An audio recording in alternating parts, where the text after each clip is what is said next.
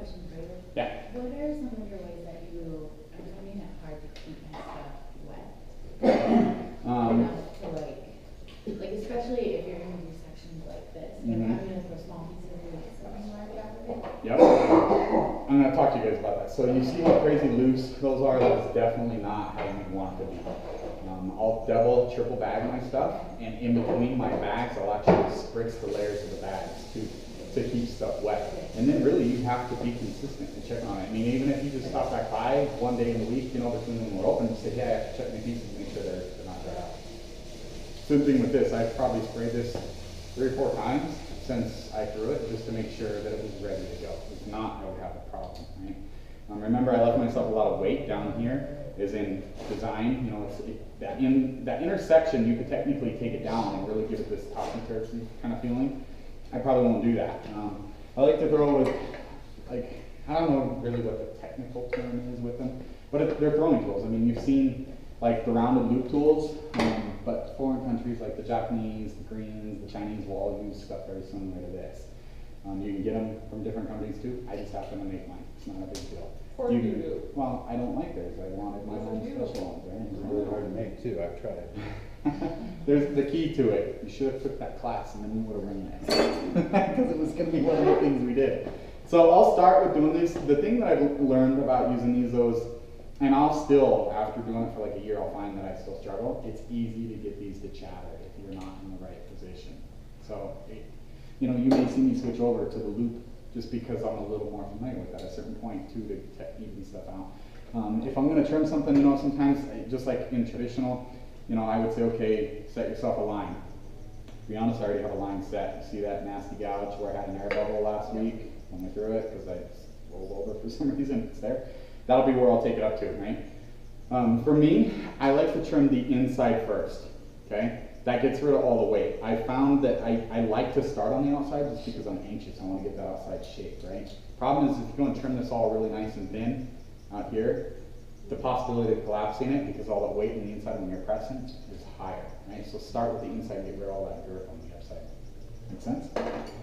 There's just 10 of different tools. I mean, I don't necessarily have a preference unless I am doing where, like I'm on the inside, I'll get one that's round, you know, that leads outward. For me, I don't necessarily like having it go the other way. It's just a preference thing, you know. Totally up to you. So our tools that we have with the smaller pieces probably won't work very effectively. Oh yeah, no, totally, they'll totally work. I could use any loop if you want to see me use a loop instead. But I'm just saying it would probably take a lot longer. Not necessarily. What'll happen is if you've never used these, the first time you go to trim something, you're going to freak out because it takes off a lot of clay like that. And it pulls hard. It pulls a lot harder. Right, it can just jerk. Yep, if you're not ready, and then like I said, it's easy to chatter. So it's really making sure you're braced. You know, you got to be over top of your piece, make sure that you've got good position and hand on this. You know, if you're not, you don't have a handle on it, you got a problem. Okay. So I personally like to start from the center and work my way out. But some days I might start from the outside with my hand. It's not a big deal. Honestly, it's all the same, okay? Notice that I have the back pan, splash pan off, so the back can be exceeding my size. You could use a Giffen grip. They sell an extension for it to do this. They even sell like the Baileys. I have all 3 versions. Just basic this, the Giffen grip, which was a total waste of my money because it's thin and flimsy. Don't say anything about Giffen grip or anything. Because I'm on video. I don't really care. It was $119 for that thing. Total waste of my money. Don't buy that extension piece for it. It's garbage because it's thin. It doesn't work right. I find that if you want to invest in something that goes bigger, do the Bailey's one. It actually works pretty well, and you can get odd shapes in there, which is kind of cool. But it tops out at 19 inches, so that's the stinker. So honestly, old traditional, just setting your piece on here is the way to go, in my opinion. Honestly. That being said, really just gonna brace myself and step my foot up on the brick because my foot hurt afterwards. My calf. What about centering it? So centering is, notice the outside edge, right? Yeah. It doesn't look perfect down here, right? I didn't trim that perfect. Remember when I opened it up and I didn't take the needle tool to it? If you would have taken the needle tool to it, it would benefit you. You could come in and tap center whatever you want to do down here by this. But because that's not perfect, I'm not looking at that. I'm looking up here on this top edge. And I'm not looking at this area where it's broke. So I'm not trying to touch right here where it's right on the wheel head. I'm touching right beneath it, and I want to see that it's touching my fingers all the way around. Once I know that I've got that, then start your process.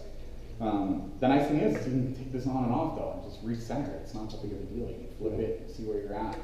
The more Because you it's do so stuff- heavy, you don't really need to put anything on the sides. Yeah, I don't necessarily worry about it. I mean, I've never had a plate fly off. I mean, if I hammer this all over the floor, probably might start to slide towards the end when you start applying that pressure down. I've got stuff to move. Keeping your pieces wet too. Notice that like I have it on one of those bats that has the paint on it to help keep the moisture in there longer.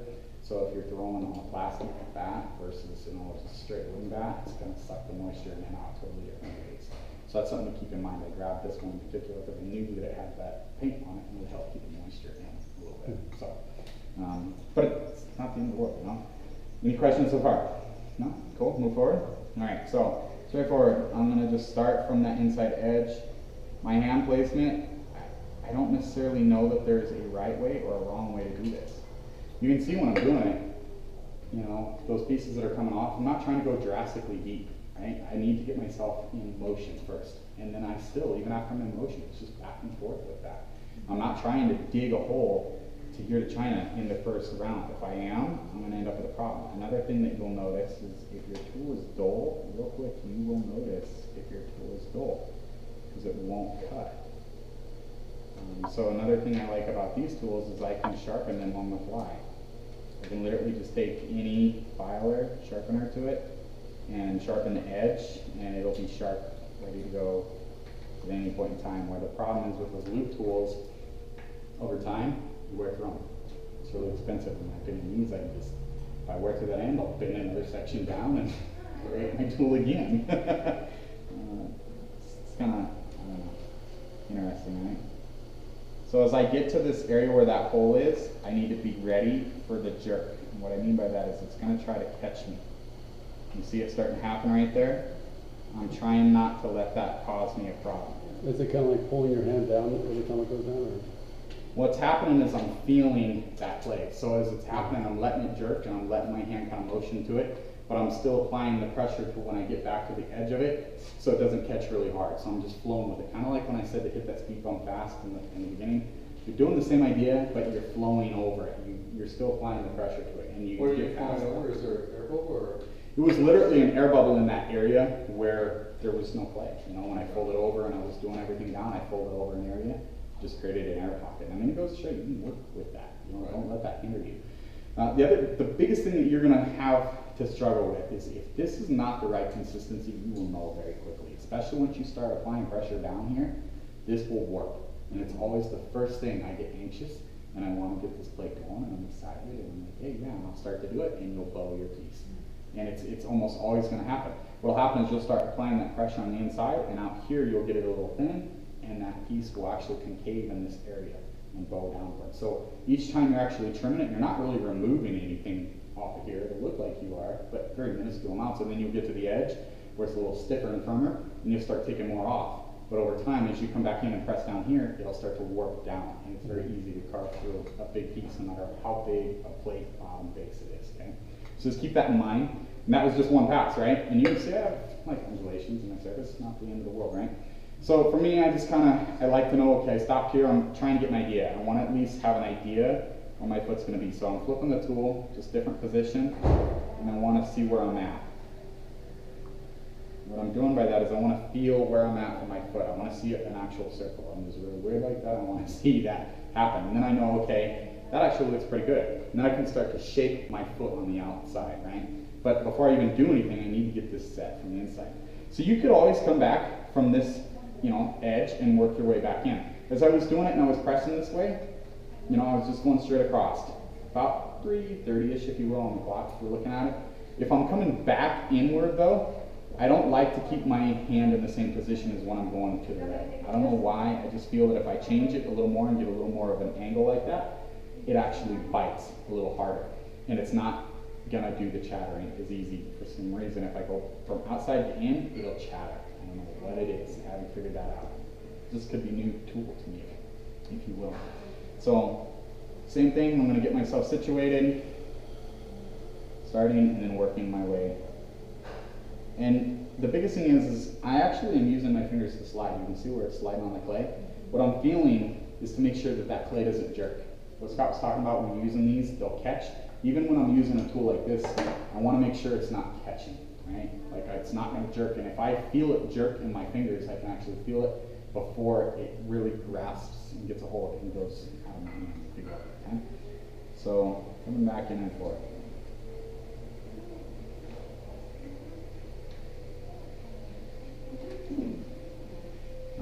As you can see, I'm making it quite a mess, right? So when you're doing something like this, if the clay is important to you and you're really crazy about that stuff, you probably want to sweep up the floor before to know that your clay is going to be safe. Not mixed with anything. In this sense, I could really care less what forearm substance gets in there, and I'll throw it again. So I'll just sweep it off the floor and just reclaim it myself, and I'll throw it in my wet bag from my trimmings from throwing versus, you know, trimmings from today's stuff that I even threw. So notice, even when I'm doing stuff, that the wheel speed still varies. You guys, like, if you're not in the habit of keeping your foot on the pedal, get in the habit. Honestly, it's one of my biggest suggestions that I could give you is that you need to be able to feel. And like, if I felt like it was getting out of control, remember when I'm working from this point inward, from here to here, this is spinning at a whole different ratio than this far outside edge. So I can actually back off the wheel speed here and be trimming at the same rate that I was on the inside. So you'll see that it varied. Did you guys catch that when I was throwing and I backed off? Because I realized, man, it's really getting fast. And it's just because that outside area circumference is bigger, so it's going to wrap around faster and hit the tool in more revolutions, if you will. Right? So same area, I'm just kind of feeling, making sure. I know my work well enough. Remember, does anyone have an idea? Remember how thick it was, roughly? About an inch, right? So I've gone in about a half inch, roughly. The other thing that I like to do is remember that bottom area, I knew when I folded over, that's kind of really getting close to where like my foot on the inside should be. Like really close. That area should give me a darn good idea, right? So I know that I should be able to go down and make that parallel. That should almost all be foot from there up, right? Because of how I threw it when I folded it over.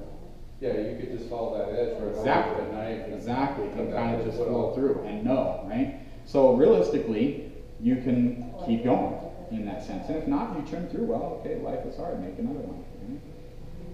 It's not a big deal. Whether it is a big piece and you're excited about it, I promise you that you'll make another one. If you did one, you'll find that you're going to want to do another one, and then you're going to want to do another one after that one, and you're going to just keep getting bigger and bigger with your pieces.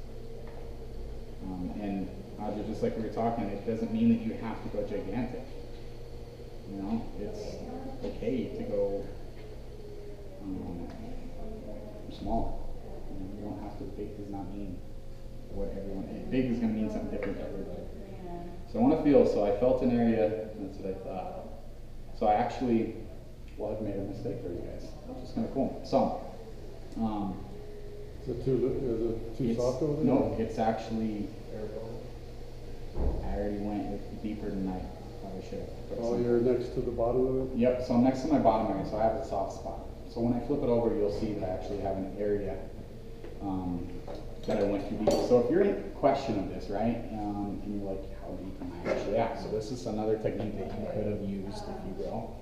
Before you sit down and put your piece, flip it over, shove your needle in just like you did before, right? And find out how thick you're actually at. If it's soft enough, all you have to do is smear some clay in there and recover back up, okay? Another technique that you can always use is get yourself a sewing needle, like a pin needle, and clip it off till however thick you want your base to be, okay? So you could even take a tack, and what you do is you push your tack in. So I'll give you an example here, right? So let's say that I want my piece to be yay thick, right, for my foot, okay? If I shove this in to the edge, right here, as I'm trimming, let's say that that tack is cut off and it's stuck in there, what will happen is as I'm going around, as soon as I hit that tack, I know to stop. So if you're gauging and you're going, shoot, well, it's been 2 weeks. I mean, honestly, my memory is, and I can't remember this morning. But darn close, right? It's thin right here. You can actually see. Yeah. See it? Oh, stop. It's going all the way through. This is a demo piece. You see it? How thin it is? So at that point, you could say, okay, well, what are your options? Continue forward if you wanted. You could put a small mirror in the inside. Or just scrap it and say, shoot, that stinks, and toss it and move forward, right? Could you put like another bottom in there? I wouldn't try to put another bottom in as in like a finished piece if you were doing something like that. Or Really you're counting your hatchings for no reason. You know, honestly, if I would have stopped when I said I should have right in the beginning, I would have been fine instead of go. You know, because that's what you're looking for, thickness. From that point, let's say screw it. Let's go forward and trim the outside, right? Same thing. So I like to change my tool up though. If I'm going to get a nice undulating angle out here, I want to use something that I can get in there and do that, okay? So I'm going to come in from that outside edge and get going and start trimming on the outside. Keeping the same thing, a nice grip on there, okay? Yep, if you change sides, you might be able to see a little better. What I'm trying to do is just clean that up, right? This is the area where if you're not careful, you'll find that it's really easy to chatter using these. For some reason, it happens. And I think a lot of it has to do with this tool is dull. Right? It actually is on the duller side of things. So I gotta apply a little harder pressure to get that to happen, okay? So with something like this, though, I mean, don't cut your options out. If you have a nice big piece and you trim through it, you can buy chunks of mirror for next to nothing and just cut a mirror out and hang that bad boy up, and that's sweet. Like, there's nothing wrong with that. You know, there's actually people that I know that intentionally make mirrors like that as decorational pieces. And I mean, I've been making clocks lately for fun, and it's kind of fun to do something totally different and have that happen too. I mean, you could even put in a clock back to it, make something smaller that hangs into that. I mean, don't say that your options are out as soon as something like that happens, because it's not the end of the world. Honestly, I knew I was going to trim through that for you guys. I just wanted to see if anyone was going to stop me, but no one did. I was hoping you guys would be like, no, stop. Kathy started to, but. Okay, so outside, I've got this kind of to an area where I'm okay, but I need to get myself situated on the outside edge to give myself a nice meeting point here, okay? So I'm going to start from the outside and work my way up. I like to start at the base and work my way up to that top edge, okay? When you see the clay coming off like that, I refer to it as like a chocolate shaving. That's perfect for trimming, in my opinion. If you go a little more softer than that, and it's not doing something like that, you're on the soft side, and it's really easy to just warp your pieces, right? To me, stay away from that. Just give it more time and check in on it, okay? I give myself an area to stop, and I'll explain that here in a second. I'm going to come back in here and trim this up and clean up that edge where it meets. Okay? I mean, you can play with your foot in any which way you would so choose to, right? It doesn't have to be any one specific way, okay? Now that I'm trimmed all the way through, I can actually feel how thick I'm at, right? And see where I'm at. You know, you got quite a ways here. I can actually take off up left or low here. So for fun, I'm going to tell you about something that someone told me a long, long time ago as a glaze catch. What I mean by that is you're going to actually see an area where I'm going to stop like I have right here in the clay, and that's going to be an area where it's going to catch the glaze. So no matter how much glaze you put on there, it's going to be highly unlikely that your piece is going to actually have the glaze around the path. Okay? And you see what I mean by that. So I'm going to start just on the bottom. I'm going to go down even farther and work my way up. So you can see how much I'm actually trimming off, right? If you want your work to be light, yeah, you can get into a habit of throwing it light, but you can also trim it light. Trimming is just as important in the process, if you ask me, as throwing it is. It really is. If you're not into trimming your work, okay, then strive to throw it thinner, okay? But it's not, no one's going to know when it's all off the wheel. Just like we were talking about, is it perfect? Well, what defines perfect, okay? So you've seen me use that. It's not a big deal, right? If I wanted to even this up, you could even come in with a larger tool. Come in and do the same thing, right? This will hit more circumference than that tool will. Personally, I don't like my loop tools anymore. I just have gotten used to these, right? I don't know. It's just kind of weird like that. So I'll use the tool at different angles to catch myself in the areas where you can see like the line work. And that's from just the edge of the tool when you're doing it. So take that and change the angle of your tool. You know, you can still see it's not like this, right? If you have it at a hardcore like 45 or 35 angle, that's really where you're going to actually start to chatter. This tool, I could take this and turn this into a chattering tool very easily. As soon as it starts to bounce, if you let it slip out of your hands and continue to bounce, you're going to have a chattering technique very, very quick. Which is not a bad thing. I mean, if that's what you're going for, it's kind of cool to chatter with a tool that's not meant to be chattered with versus a tool that is. It's up to you.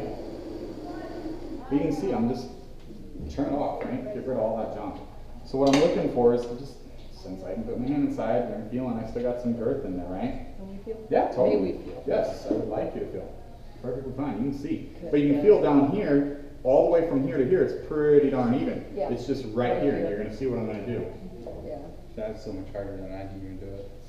So you want it nice and stiff, you really do. If you go too soft, you're gonna have yourself a problem very quickly, right? So another reason that I have so many different trimming tools is there's always a different angle that you're looking for, right? I mean, I don't know what angle I may need to get into a certain area. So for something fun, I've hardly ever used this tool. This tool might actually give me the angle I'm looking for just because how the tool's cut, right? So I'm gonna come in and follow through and try to get rid of some of that girth down here. So it's almost like having a foot within a foot. When you're doing a glaze catch, this is a very large glaze catch. By no means would you need to have something this thick, unless you're worried about your glaze just pooling all over the clip, you know, the kiln, then yeah, I would say put a glaze catch on there and give it as thick as you want. But really, a little bit, it will go a long ways, because that almost looks like a whole other foot, which is fine, because by the time you flip that over, that gives it that presentation that we were talking about, right? It makes it look like it's presenting itself to you off the table. It's not just growing out of the table. It's got face, okay? So if I don't like the angle of that, come in, change it, you know? That's the nice thing when you have all that clay, you have options. If you don't give yourself options right up front, then you don't have options. You notice how I'm making that go down? That just gives it a whole different feeling, right? And you can see that little lip. That's what I'm referring to as a glaze catch. So if you pool on, like, let's say you're a fan of flambe back there, right? That glaze loves to run. It's really designed to go on the inside of something, not the exterior. But if you put it on the outside and you're worried about it, well, it's probably going to hit this and catch and start to try to run down from that point and drip rather than running to your foot. But even if it goes past this, you have all your foot for it to catch in, not just your piece and then the foot. Does that make sense? So a lot of my work, you'll almost always see a glaze catch somehow on it. Even if it's part of the foot and it looks like it wasn't, there's a glaze catch of some sort, okay? There's an area that has a ding, you could totally take out a ding like that. You know, if something like that's bugging you, take it out. You know, you've got more space down here. Change your tool if you'd like. Test them out, see where you're at. Get familiar with your tools and see what happens, okay? So one of the biggest problems that I personally see here at Bicentennial and everybody's work is what I refer to as plucking. Plucking is something that takes place in your foot, okay? If you were to say you were done right now, I'd say, okay, that's awesome, right?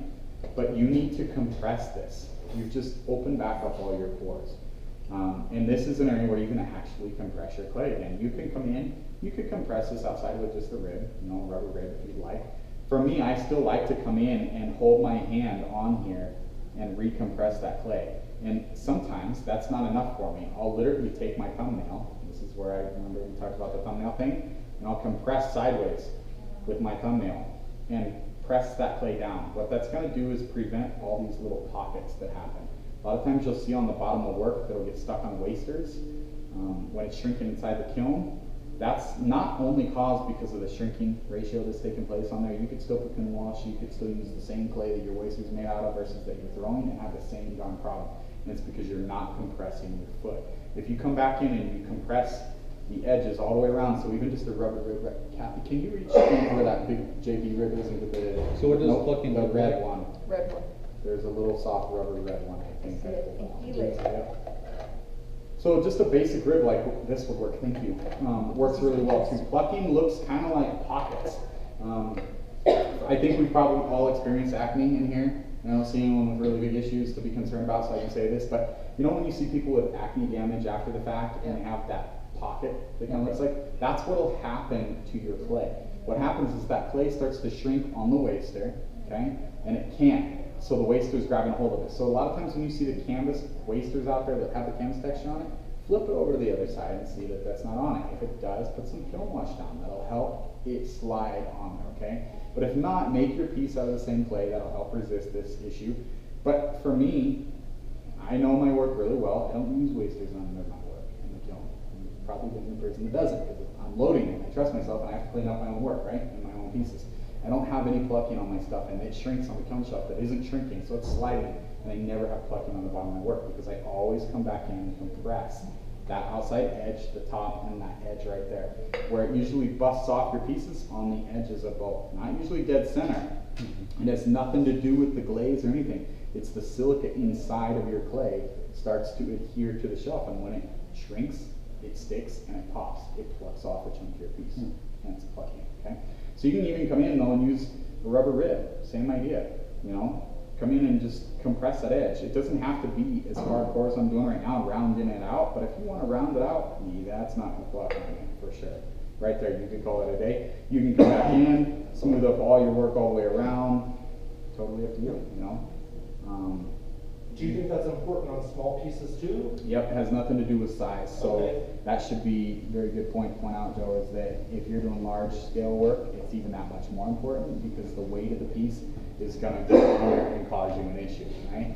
So get in there and actually take care of that. But I always like to come back in with a rubber rib or even a metal rib and just compress my areas, you know, give it that finished look. Because if you use the rib on the outside to begin with, finish it with a rib. You've actually opened the clay pores back up. Don't just call it a day and stop from that point, okay? So I mean, really, you still have an option, you know, with this piece. And you could say, okay, what am I going to do with it? But for me, feel what my foot feels like. Where I'm actually thick is right here where the foot is. That's where all my load-bearing weight is. Other than that, you're pretty darn consistent, except where I trimmed it pretty thin, you know, on the base, right? But all the way through, and even right here, it's not too thick, to be honest. I mean, it's maybe, I don't know, maybe about like that. But here, you're talking, you know, but that's your foot. That's different, right? So the other thing to think about, even with plucking ideas, give yourself a skinnier surface, right? And you won't have plucking as much. So if you give yourself a skinny foot, that's okay. Because when you flip it over, it's not, you're not going to see that until you actually look at it. But you still want some girth, right? You don't want a really tiny, thin foot to hold up something very large. I like how it's also going, my foot rings tend to be straight up and down. And I like with this piece, because it's so large. It goes out, right? It goes presents out. it. So when I flip it over, you'll see how that looks Yeah, a lot. so the top goes like this, and the And the bottom bottom here goes out. So when you're looking at big work or just work in general, I believe that the bottom should replicate the top somehow in some way. It gives you a, like if you're going to do a triptych type piece, like if you have one piece here, your center may be different, but then the top should replicate or resemble the bottom, if you will, to a degree. It doesn't have to be that way, it just is more aesthetically pleasing. No different than your piece having a foot to it rather than just growing out of the table. That's a personal preference thing. And if you don't leave yourself that clay down there, I mean, look how much clay I trimmed. I trimmed off probably 3 pounds of clay, at least, maybe a little more, maybe a little less. That's a lot of clay that I trimmed off. You're gonna lose clay when you're making big stuff in a clay form. It's just, you gotta be okay with it, right? And I can even still come back in and trim off more. I mean, I can sit here and be real anal propulsive about stuff and go, okay, right here I really want to take this down. Just a little bit more. It's bugging me, okay? But a little bit more, well, how much is a little bit more? I mean, look how much I'm taking off, right? But I kind of want that to resemble the inside shape. And if I recall, the inside shape was just more of a flowing shape where this kind of had an undulated area right there. Get rid of it, right? To me, the outside should match the inside. If it doesn't, well, you're the artist and you get to decide that. It doesn't have to be that way. Notice those clay boogers? If your clay would have been too wet, those clay boogers would have just stuck to everything where I could just take my finger and drag it and they came off. That's another thing that you'll know. If your clay is right, you should be able to just peel the clay off rather than have it stick to itself. If it's tacky like that, you're jumping the gun. Just hold off, you'll regret it. Because if you won't trim through, you'll end up pushing through. And that stinks even more because you know what you did wrong. Okay? So with that being said, any questions on basic trimming? No, it's just large scale. It's exactly what you guys have been doing, just bigger. So if I was going to flip this piece because it was already flipped last week, right? Remember, wheel off because you're klutzy, it's all mine. So if I want to get my piece off of there, to get it on and off, right? I would do the same thing. You just need a back big enough. No, it's not quite big enough, but whatever. I love how you the other direction. No, Just going down there. Just like maybe. I don't really know if I was gonna this say way. that. That'll work. That should be big enough. Let's go something. That wasn't big enough, that is, okay. Right. Well, it was long, but it was not quite fitting, right? So if I want to get this piece on and off, right? So if it was stuck to my back, and this is what I threw it on. This is exactly how I would flip my piece, okay? One hand on the bottom, one hand on the top. If you are not strong enough, get a partner to help you and say, okay, it needs to be someone that you trust, because you put one hand on the other side and the other person you got to press together, okay? And you're going to flip your piece. Do this all day long, okay? Once you get it flipped, what I'm saying is don't be nervous. If you can't put that pressure on it to pinch and you're going to compress your piece down, you're jumping the gun. Don't do that, right? My wheel is off, so I can set this down. Not worried about being on back pins, but I just want to show you, you know, you can take your piece off and you can see those trimmings that got inside, but you can see how you still have a finished piece. It still has options. It's not the end of the world. I mean, that would actually look really cool with something on the inside, you know? A bird bath. It could be a lot of different things. I mean, you have a lot of different options. To be honest, this could be the top to something else that you finish off, and it just sits on there. Don't toss your work until you really know what you're going to do with it, right? My opinion, I see too many times when I'd be reclaiming clay that I'm like, why is that in there? You know, there's so much potential left in the work. If that's another thing I can give you is don't walk off until you really have eliminated all your options. Okay? Cool? So what I'm going to do is stop the video real quick, clean up the floor, get myself set up, so take time, like go to the bathroom, anything like that kind of thing. Get the clay out of my shoe, and then